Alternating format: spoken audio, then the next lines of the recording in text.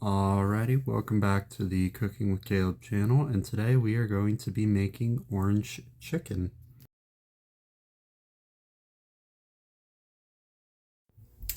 Okay, and once you have your hands washed, what you're going to want to do is you're going to take a nice, moderately sized mixing bowl like this, hey there, and you're going to fill it up with some cold water from the sink.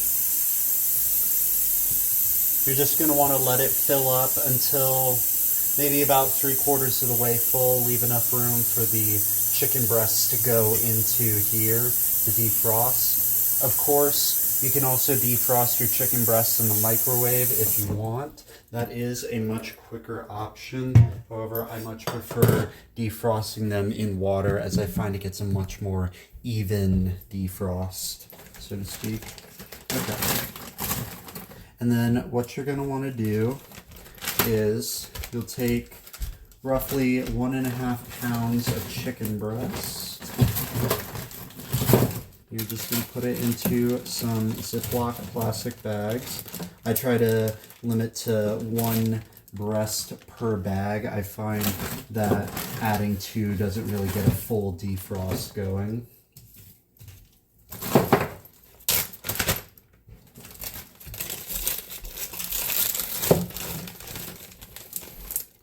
And then once you have both of your chicken breasts bagged and sitting in the water, you're just going to let them sit for about 2 hours, changing out the water roughly every 30 minutes. Alrighty, and now once your chicken is nice and thawed out, what you're going to do, just going to take chicken breasts right out of the bags. You'll pour out the chicken juices from the bag into your sink, but keep the bag because we're going to use that in a few minutes.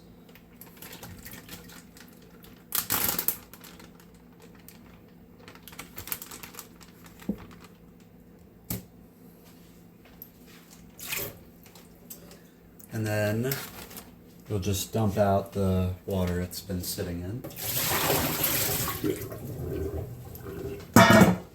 And then what you're going to do is you're going to take a knife, nice big cutting board. You are just going to dice that chicken up into nice, roughly 1 1/4 inch chunks.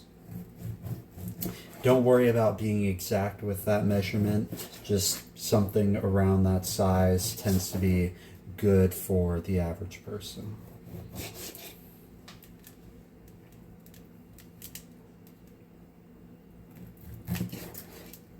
Something kind of like that, maybe a little bit bigger, is what you will generally shoot for. 1 minute, 37 seconds later.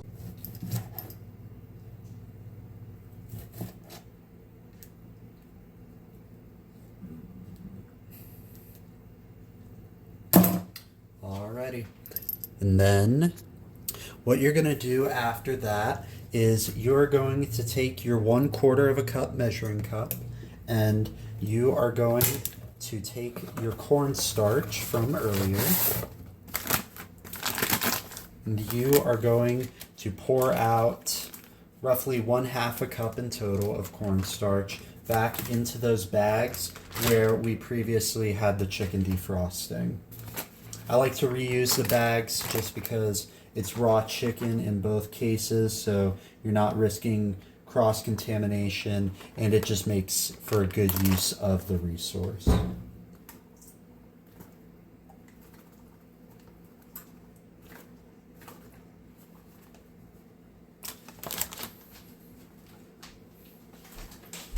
Now, of course, cornstarch can be a little bit messy to deal with, so take that into account when you're trying to get your cornstarch out of your bag.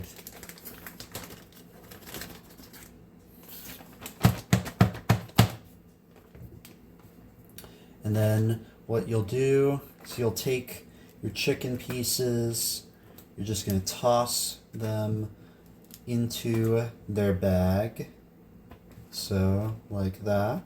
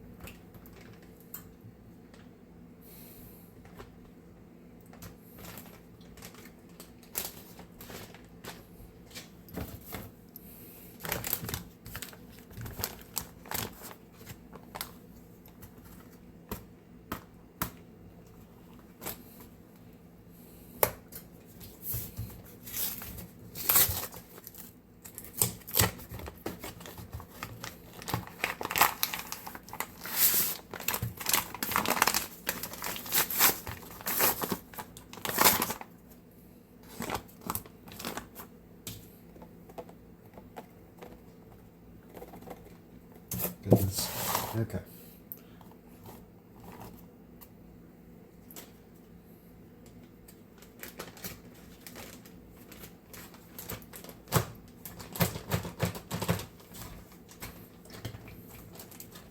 Alrighty.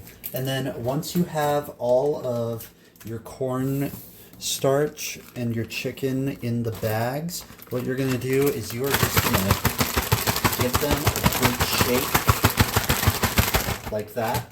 The bag should be nice and cloudy.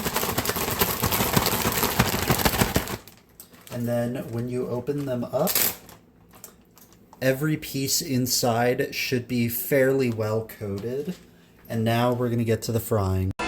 This is where the fun begins. Alrighty, now that we have our chicken coated in the cornstarch, what we are going to do now is we are going to begin the frying process. So what you're going to do, using that same 1/4 cup container, you are just going to pour out 1/4 cup of vegetable oil into it. Cornstarch may thicken the oil just a little bit, but not to a significant degree. You're just going to pour that out, and then what you're going to do is you are going to take your chicken pieces. Let me get a pair of tongs for this. And you are going to put them directly into the oil on a medium-high heat.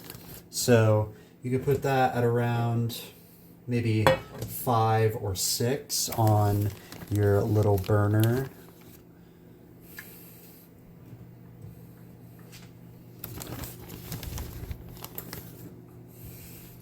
You can also go a little bit higher if you prefer a much crispier chicken. However, this medium-high heat here is going to get you a nice golden brown.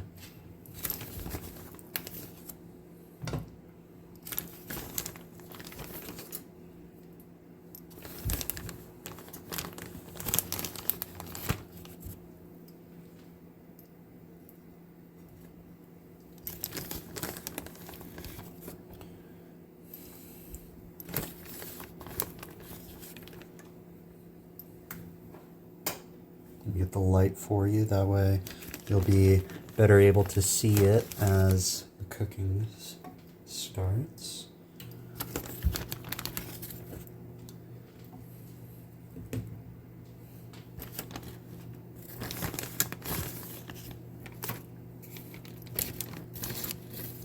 You may have to cook in batches depending on the size of your breasts or depending on how many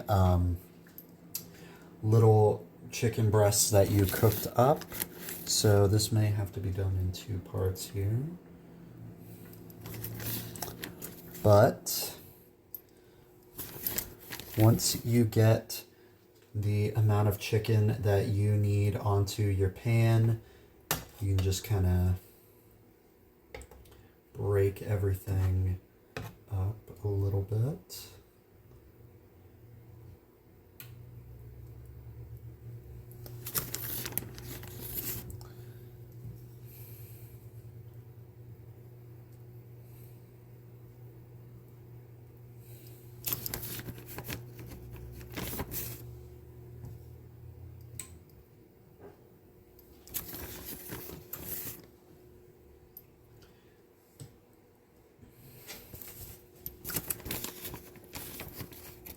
And then you'll just have to wait a few minutes while the oil heats up and gets to the boiling temperature that the chicken needs for it to begin frying.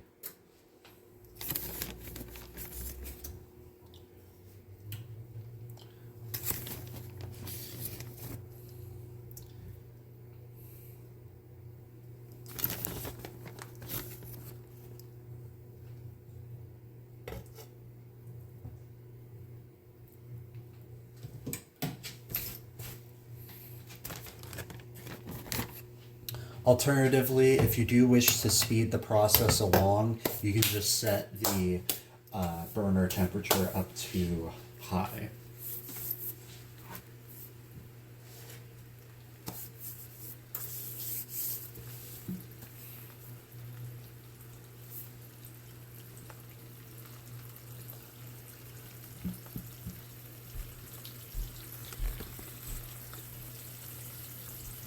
You can see it begin to bubble up now. Just grab a spatula for this part.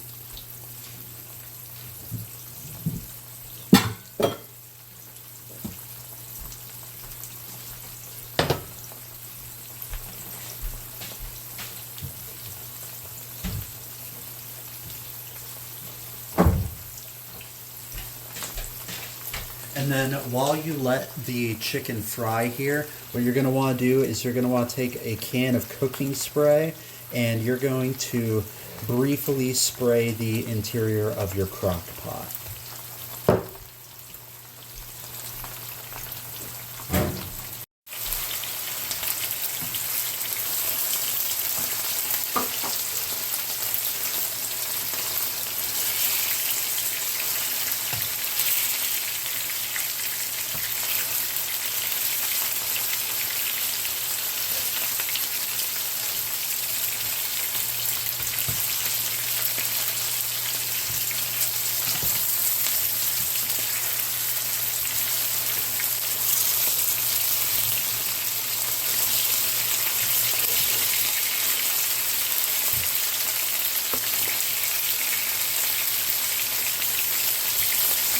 And then while this fries, what you'll want to do is you'll want to take a couple seconds every now and again, single out a piece of chicken and just flip it over using your tongs, take a look at it and see how fried it is. If it's reaching a nice golden brown color, then you know it can be flipped over to the other side and begin cooking that side.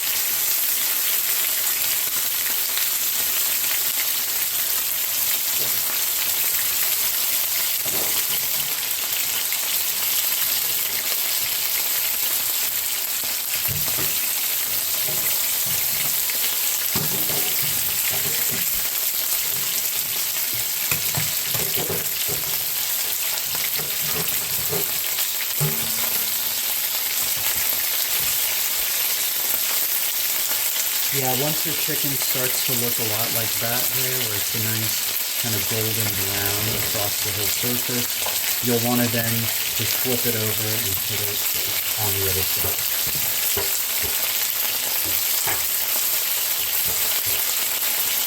Once I get a couple of pieces looking like that, I usually flip the rest of them over, just because around that time the others have reached that stage.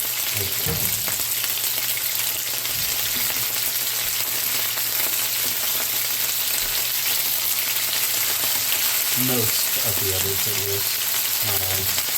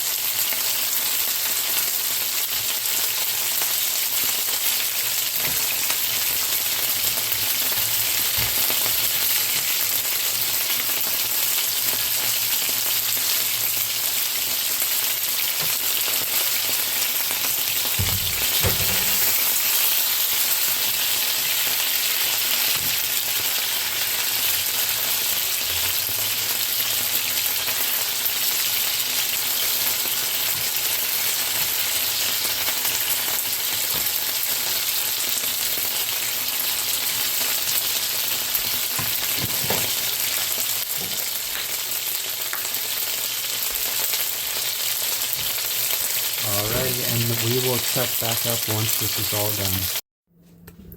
Alrighty, so to get started on the orange chicken sauce, First thing you're going to want to do is 3/4 of a cup of orange marmalade. I use Food Club marmalade for this typically, however, any brand's going to do. So what I typically do is I will just take a spoon and fill up my 1/4 cup measuring tool. This just helps me get a little bit more of a precise measurement. Of course, if you're planning to do this meal as a meal prep recipe, just pour in the entire container of marmalade and adjust the rest of the recipe accordingly. So that's 1/2. That is 3/4 right there. Okay. A little bit stuck in there. Okay. Alrighty. And then once you've got your marmalade all situated, what you're going to do is you are going to take 1/4 of a cup of low sodium soy sauce.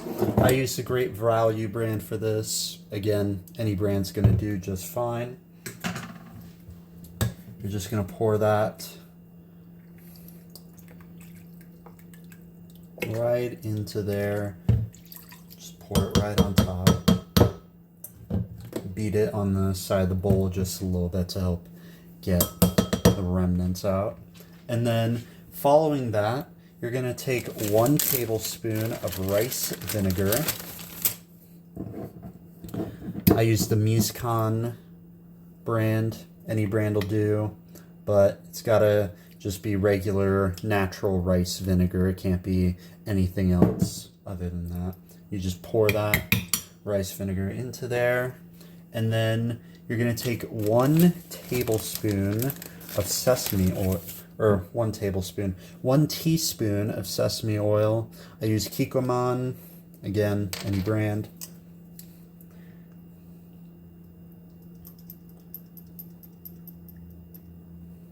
And don't worry if a little bit of it spills over into the sauce while you're making it. As long as it's about 1 tablespoon there, it should be fine with no issues. Alrighty. After you do the sesame oil, you're going to want to get a 1/2 tablespoon of minced garlic, like so. This is going to be a fresh container, but point still stands. There it is. Let's see.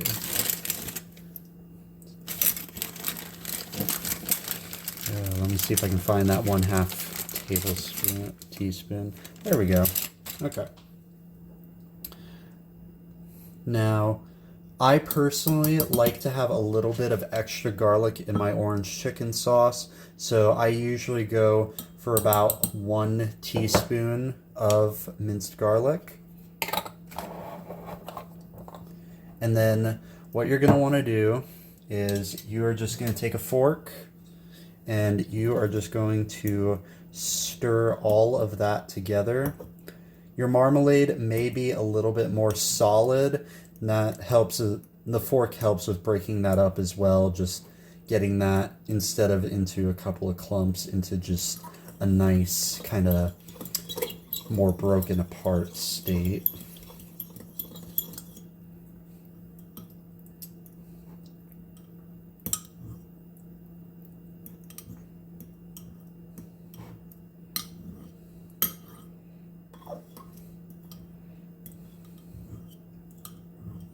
Okay, and then once you've got that sauce all mixed up, it should look a little something like this here. You'll still have some clumps of marmalade throughout, but it's mostly going to be liquid and spread apart. What you're going to do is you're going to take some sesame seeds, Great Value, any brand will do.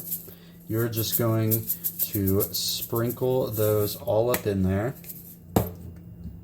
Now, I may have done a little bit too much here, but you'll just mix those as well. That'll help with enhancing the flavor.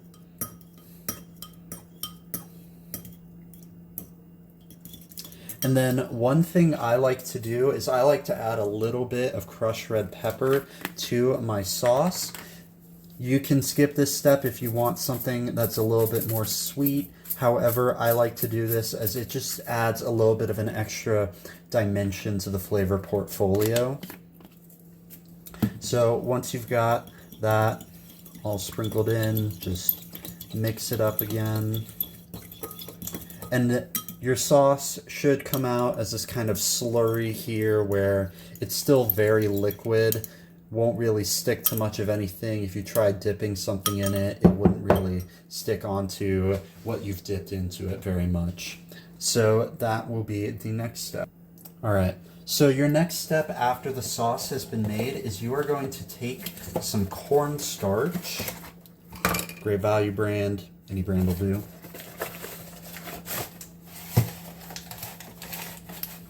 And I like to do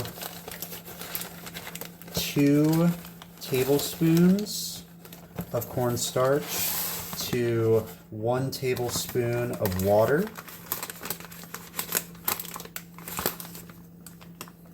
So, like so, you'll just get that into a container of your choice.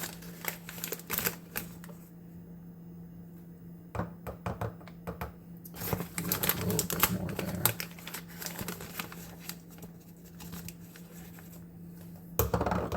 Okay.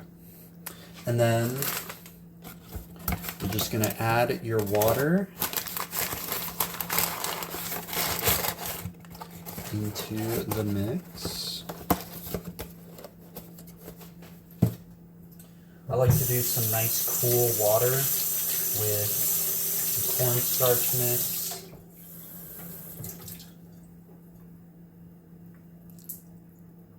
Like so. And then what you're gonna do, so you can take the same spoon you used the marmalade, you're just gonna mix that all together. It'll be a little bit clumpy, little bit solid, however, it's going to come out just fine. Use a little bit of the minced garlic spoon for getting that cleaned up there. Right.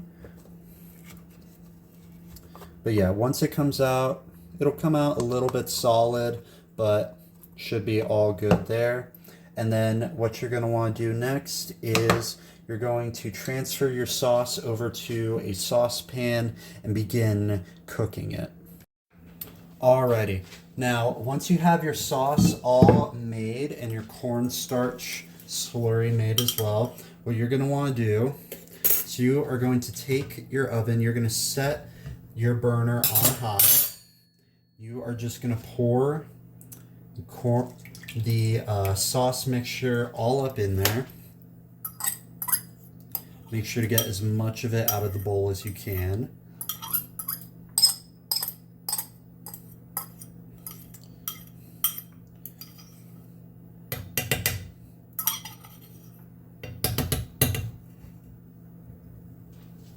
And then while that begins to heat up, what you're going to do is you're just going to take your cornstarch slurry and add that right up in there.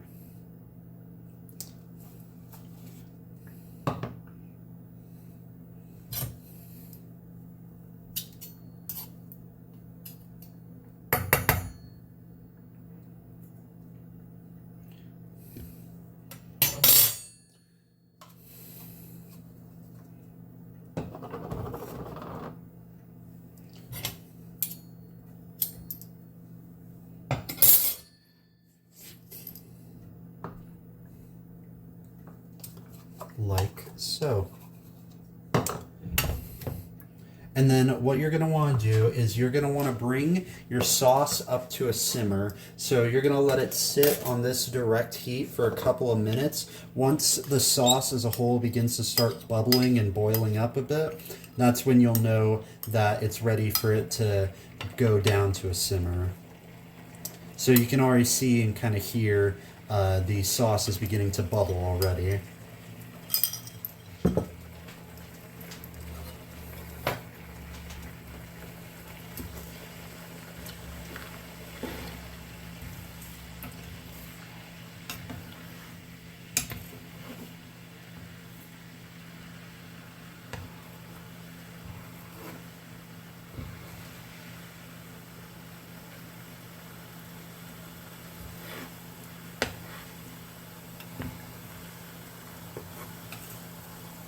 The cornstarch you add will also kind of lighten the sauce a little bit, make it a little bit more consistent with what you see from major chain Asian stores like Panda Express.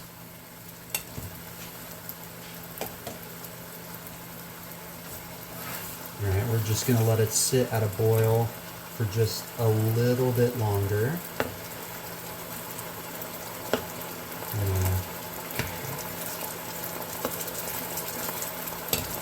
Now, if your cornstarch turns out a little bit more solid like mine, what I like to do is I like to just kind of cut it up into tiny little pieces to help it dissolve a little bit easier into the sauce.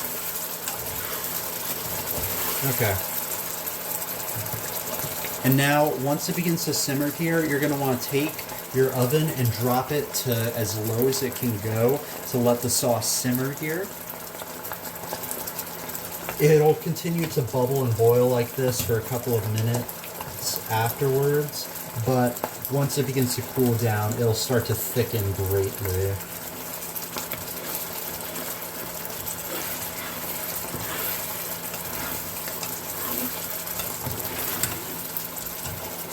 It'll achieve a nice kind of caramel viscosity once it's fully cooked. You'll see.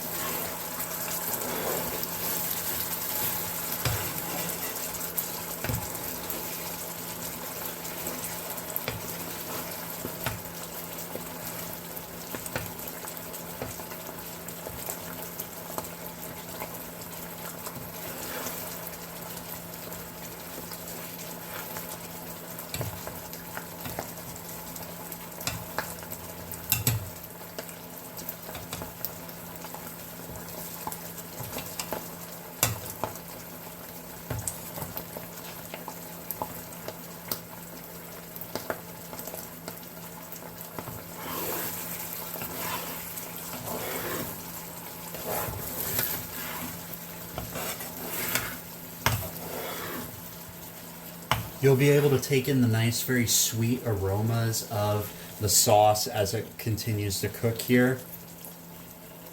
You may even notice if you take a fork or a spoon or otherwise to scrape off some of the stuff from your spatula, you'll notice that the sauce is beginning to thicken a little bit more, become a little bit more sticky to surfaces.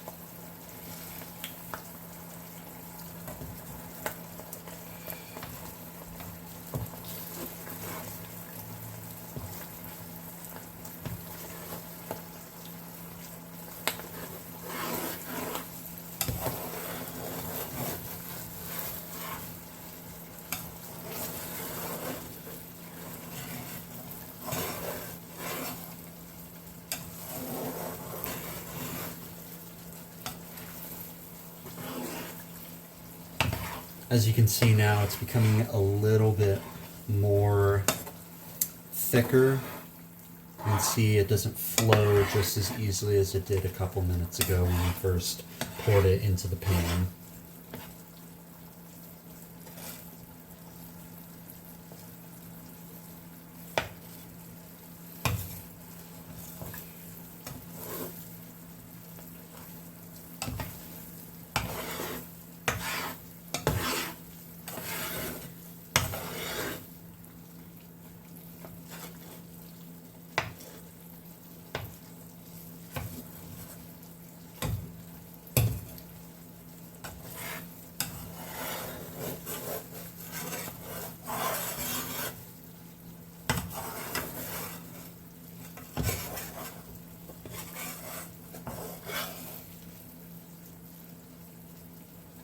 Yeah, you can see it right there as it drips off. It's just nice and thick.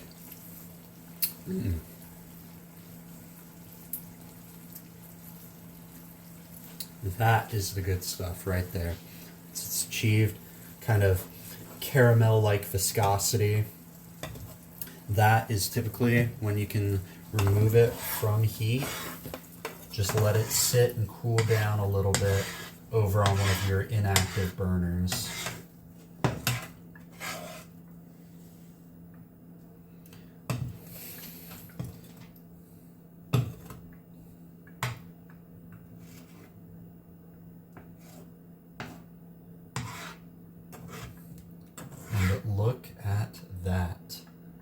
nice and sticky. So, once you have finished with your sauce, what I like to do, especially while the chicken is defrosting, is I will just take some Tupperware and I will just pour it all up in there and let it sit in the fridge while the chicken defrosts. And then once you're ready to begin adding your chicken and sauce to the crock pot, you can just pull this right out. You can take a spoon and you can just start scooping it into there as much as you want, and then save the rest of it to go get drizzled on after the chicken has cooked in the crock pot. Alrighty, I will see you all then. Alrighty, and then once you have your chicken all done, what you're gonna do, you just pour that right into your crock pot, and then you'll take the sauce from earlier, maybe a little bit thicker now compared to when it was on the pan. You are just going to dump all of that in there.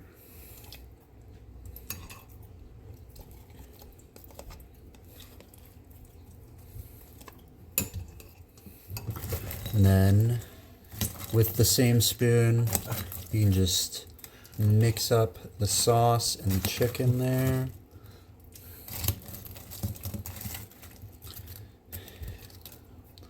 Like that.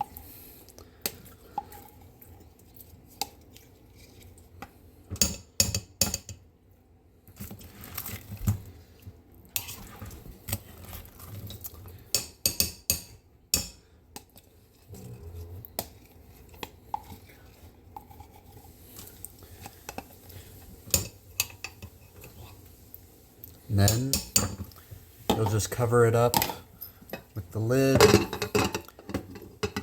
and you'll set the crock pot on low, let it sit for about 2 to 3 hours, and then once it's all done, you'll have your food nice and cooked. And that is crock pot orange chicken. Thank you for watching and have a good day. See ya.